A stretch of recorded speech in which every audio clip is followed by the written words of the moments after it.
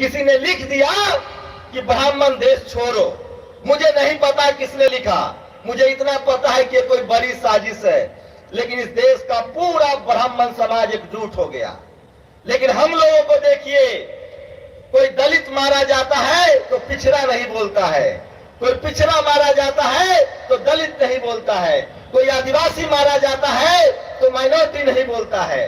हम सब टुकड़ों में बटे हुए हैं और भाई साहब यकीन मानिए, देर सवेर आगे पीछे हम सब की बारी आएगी और हम सब मारे जाएंगे। और ये भी बात बता रहा हूं, इस देश में जो 90% आबादी है उसके पास सिर्फ 3% संसाधन है। हमारे जो लोग थोड़ा पढ़ लिख गए हैं, थोड़ा अमीर हो गए हैं, वो अपनी अमीरी अपने ही लोगों से नापते हैं।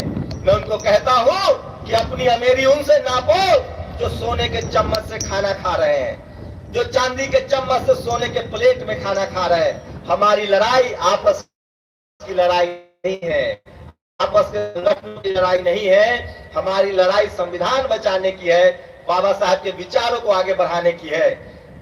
एक बात आपको समझना पड़ेगा कि अगर हम लोग राजनीतिक रूप से, सामाजिक रूप से एकजुट नहीं हुए तो हम आर्थिक रूप से गरीब, लाचार, बेबस मर जाएंगे। एक लास्ट बात कहूंगा, मैं इसलिए आया था कि कम से कम सारे लोग मंचों के पास आ जाएं। मुझे लगता है लंच टाइम भी हो गया है, लेकिन ये बात जारी रखिए। मैं मंच पर आए हुए लोगों से आग्रह कर रहा हूं कि अब पैटर्न बदल गया है। आप लोग जो यहाँ कुर्सी पर बैठे हैं उनकी चिंता मत कीजिए, ये सारा वीडियो रिकॉर्ड हो रहा है और कम से कम इस देश के करोड़ों लोग इस वीडियो को देखेंगे और वही हमारी जीत होगी जो सोशल मीडिया के जरिए देश भर में बात फैला जाएगा। तो आप लोग मन छोटा मत कीजिए, अपनी बातें रखिए। इस समाज के लिए आप लोग लड़ रहे हैं, देश जग रहा है, समाज जग रहा है। हमारा समाज गरीब है, मजबूर है, वर्किंग डे है, वो अपना काम छोड़ के, धंधा छोड़ के नहीं आ सकता है। लेकिन जो हम लोग यहाँ से बोलेंगे, आजकल तो सोशल मीडिया के जरिए एक रूम में बैठ के रैलियां हो रही है, वीडियो, टीवी, अखबार के जरिए चुनाव जीता जा रहा है। इसलिए जो आप लोग बोलेंगे वो पूरा देश और पूरी दुनिया का बहुजन समाज सुनेगा। इसलिए इस बात को तटस्थता से, ताकत से रखना है कि आज हमारा लक्ष्य क्या है और हमारे रास्ते क्या है। आप सब अनुभवी लोग हैं, अपने अपने फील्ड के महारत लोग हैं। नवीन कुमार आ गए हैं, तालियों से स्वागत कीजिए। लक्ष्मण यादव आ गए हैं, तालियों से स्वागत कीजिए। और इन सब लोगों का जो बयान है वो लिपिबद्ध होना चाहिए, वीडियो रिकॉर्ड होना चाहिए और ये समाज सुनेगा, ये देश सुनेगा, ये दुनिया सुनेगी। और यकीन मानिए, इससे ज्यादा बहुजन समाज कभी जागरूक नहीं था।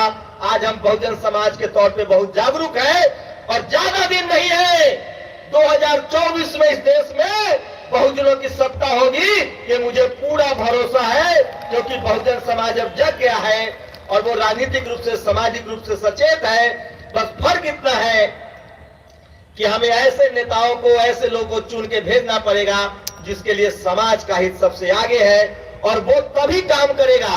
मैं एक बात दावे के साथ कह सकता हूं कि मैं जितने SC ST OBC माइनॉरिटी के नेता से मिलता हूं, उन सबको अब लग गया है कि समाज जागरूक है, समाज के लिए बोलना पड़ेगा, लड़ना पड़ेगा।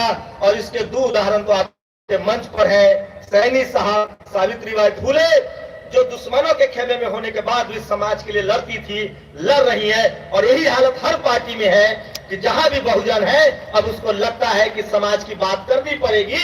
और इसके सबसे बड़ा योगदान सोशल मीडिया को जाता है और उससे भी बड़ा योगदान जो समाज के लिए लोग लड़ रहे हैं, अकेले अकेले लड़ रहे हैं। अब वो सोच ले, ये पूरा बहुजन समाज उनके साथ खड़ा है और किसी से डरने की जरूरत नहीं है, घबराने की जरूरत नहीं है। अब कोई कार्तिक भील को मार के नहीं बच सकता है, अब कोई रोहित वेमुला को मार के नहीं बच सकता है, क्योंकि हमारा समाज अब जागरूक है। इसलिए इस पूरे भाषण को सुनिए और हजारों सोशल मीडिया पर ये वीडियो चलेंगे और ये पूरी दुनिया और पूरा देश में पहुंचेगा।